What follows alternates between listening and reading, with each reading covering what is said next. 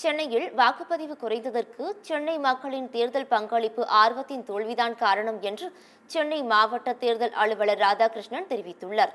சென்னையில் உள்ள வாக்கு எண்ணும் மையங்களில் வைக்கப்பட்டுள்ள வாக்குப்பதிவு இயந்திரங்களை சென்னை மாவட்ட தேர்தல் அலுவலர் ராதாகிருஷ்ணன் பார்வையிட்டு ஆய்வு செய்தார்.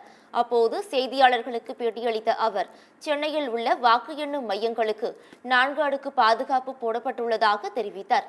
சென்னையில் வாக்குப்பதிவு குறைந்ததற்கு அதிகாரிகள் முயற்சியின் தோல்வி காரணம் அல்ல என்று தெரிவித்தார். சென்னை மக்களின் தேர்தல் பங்களிப்பு ஆர்வத்தின் தோல்வி என்று கூறினார். இது நம்ம மக்கள் தான் சிந்தித்து பார்க்க வேண்டும். இது எங்களோட முயற்சியோட தோல்வின்னு நான் சொல்லவே மாட்டேன்.